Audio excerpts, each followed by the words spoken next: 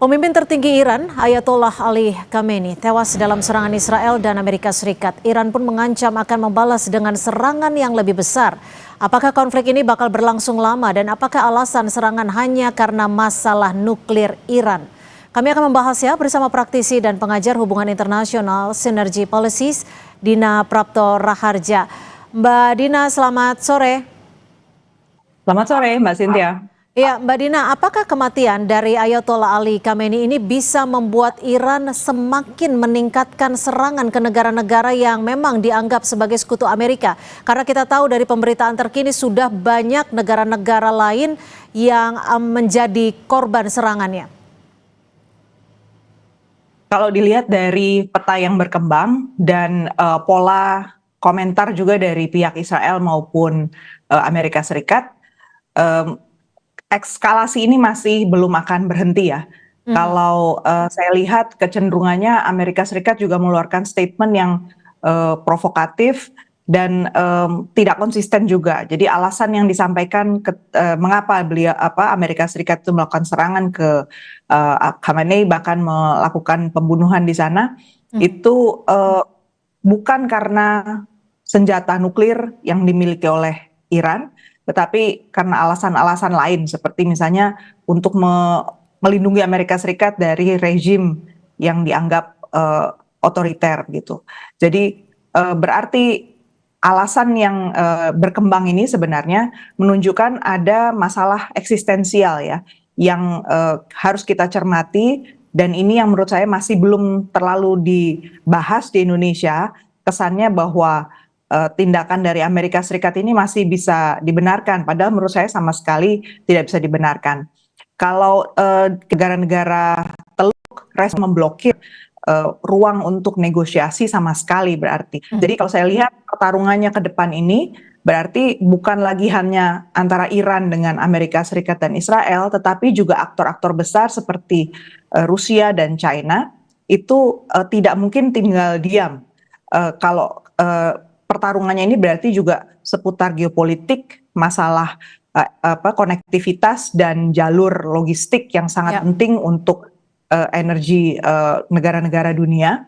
Dan sebelum ini ditutup oleh Amerika Serikat atau dihancurkan oleh Amerika Serikat, negara lain mengambil alih dan memastikan bahwa Selat Hormuz tidak dikuasai oleh satu negara saja. Itu yang saya lihat. Jadi mungkin masih panjang. Mbak Dina, kalau memang saat ini Selat Hormuz ditutup dan tidak bisa melakukan jalur ataupun transportasi minyak dunia, apakah ini tidak lagi bicara soal isu regional, tapi saat ini kita sudah bicara terkait dengan krisis global ke depannya? Betul sekali. Menurut saya krisis global betul-betul sudah di depan mata sekarang. Jadi kita nggak bisa menyikapi ini hanya sekedar masalah Timur Tengah.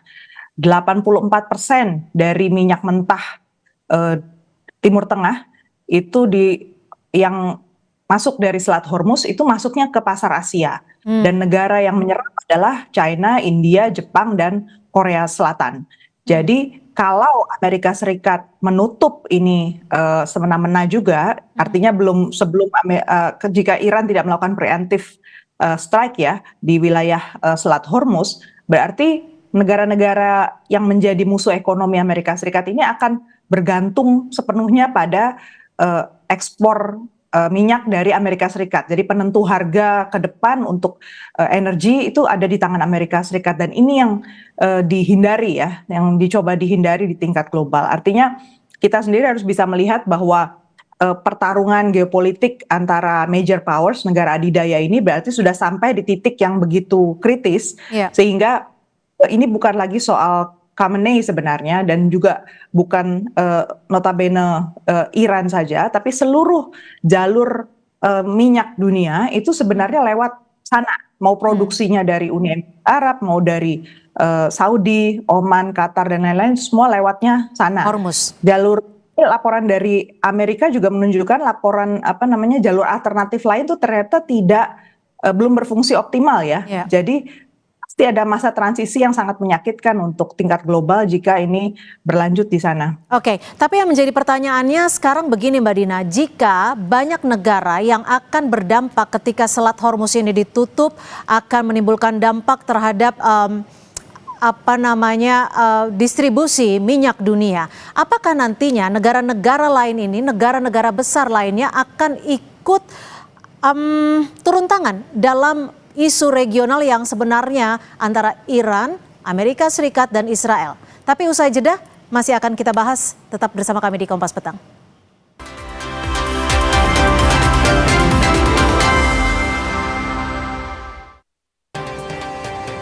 Terima kasih Anda masih bersama kami di Kompas Petang dan masih membahas terkait Selat Hormuz yang saat ini ditutup dan bersama Mbak Dina Praptoraharja.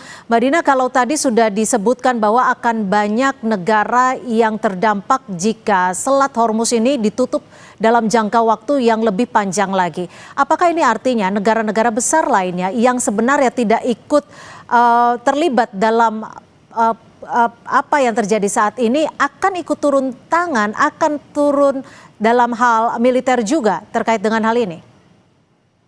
Kalau dalam hal pengaruh mereka sudah turun ya, per kemarin 28 Februari di Perserikatan Bangsa-Bangsa, Dewan Keamanan Perserikatan Bangsa-Bangsa itu sudah terjadi kegaduhan karena negara-negara besar seperti Amerika Serikat, Perancis, kemudian Cina, Rusia itu sudah adu bicara di sana mengajukan permintaan emergency meeting ya. Sorry, Amerika Serikat nggak termasuk di situ. Tapi kita lihat bahwa poinnya di sana adalah negara-negara ini berusaha untuk meredam suasana. Yeah. Dan satu catatan di sini, Dewan Keamanan PBB itu sebenarnya punya keterbatasan kalau soal Selat Hormuz, karena Selat Hormuz ini bukan international water, bukan laut lepas ya yang bisa diatur oleh internasional. Wilayah ini jatuhnya wilayah teritorial, laut teritorial yang dikuasai oleh Iran atau Oman. Jadi sebenarnya kemarin ketika Menteri Luar Negeri Oman itu bersuara, sudah diupayakan semaksimal mungkin mereka menjadi mediator ya kan sampai tanggal 27 Februari loh. Dan hasilnya menjamin bahwa Iran itu sebenarnya sudah let go, sudah nggak punya lagi itu program senjata nuklir. Dan bisa dijamin mereka mau bekerja sama. Dan kalau saya lihat dari sejarahnya sebenarnya itu satu-satunya jalan ya untuk Iran. Karena mereka sendiri juga terjepit. Jadi nggak mungkin sebenarnya mereka punya agenda yang lain. Satu yang mungkin kalau Indonesia miss itu ya. Tapi kalau secara hukum laut internasional, ini adalah bagian teritorial Iran dan Oman. Apakah memang diperbolehkan satu negara menutup jalur transportasi yang memang sebenarnya sangat dibutuhkan oleh banyak negara terkait dengan hajat hidup orang banyak, dalam hal ini minyak? Justru frame-nya, kalau saya perhatikan, kita harus nggak bisa melepaskan ini dari kasus yang berkembang di Israel Palestina dan pembentukan juga Board of Peace. Iran itu sudah dituding berkali-kali oleh Israel maupun Amerika Serikat menjadi pendana dari Hamas, dan kita tahu Hamas itu menjadi pemain satu-satunya yang sekarang dianggap menghambat agenda dari Israel maupun Amerika Serikat di Gaza. Dan kalau kita memang peduli ya, Indonesia peduli betul dengan agenda Palestina, sebenarnya kita preferensinya itu justru supaya Iran itu dihormati wilayah teritorinya dan dijamin keamanannya dan dibawa ke meja negosiasi dan bukannya diserang secara militer. Gitu. Jadi kalau Amerika Serikat menunjukkan kekuatan full dan bahkan sudah Israel udah jelas-jelas yang membuat kampanye bahwa dia punya operasi militer besar, Lion's Roar gitu, itu menunjukkan bahwa nggak ada ruang negosiasi itu. Justru kita yang menginginkan stabilitas di Palestina harusnya melihat ini. Situasi ini terkait, betul-betul sangat terkait. Jadi kaitan antara perang geopolitik yang besar yang kemudian mencakup Rusia dan Cina yang eksistensinya juga jadi terganggu gara-gara ini ditutup, dan kaitannya dengan proses perdamaian di Israel Palestina ini sangat-sangat lekat. Kalau bicara soal peran dari Indonesia sendiri, apakah dari hal kemampuan sebagai mediator, Indonesia bisa dikatakan cukup mampu dalam hal itu? Kita tidak bisa lompat logika. Satu, kita maju ke dalam peranan sebesar itu ya, kita jelas harus mempersiapkan orang-orang yang tepat, resources yang memadai, dan juga membaca situasi dengan tepat. Menurut saya Turki, Oman, Qatar, Bahrain, bahkan Saudi itu sudah melakukan berbagai macam bentuk tekanan dan ada yang sudah melaju sampai ke meja perundingan beberapa kali. Ya. Mentoknya di siapa? Tidak bisa membendung Amerika Serikat maupun Israel. Jadi, saya justru Meskipun Indonesia mencermati, sudah ada di Board of Peace. justru statement yang dikeluarkan dari Kementerian Luar Negeri, saya ada concern di sini ya, itu sama sekali tidak ada rasa duka cita terhadap Iran atau prihatin bahwa telah terjadi serangan besar terhadap Iran. Yang menarik di sini artinya, apakah Indonesia memang sudah betul-betul digerakkan agenda luar negerinya oleh Amerika Serikat? Baik. Karena kalau kita dalam posisi mencari peran sebagai mediator, kita harus netral di situ.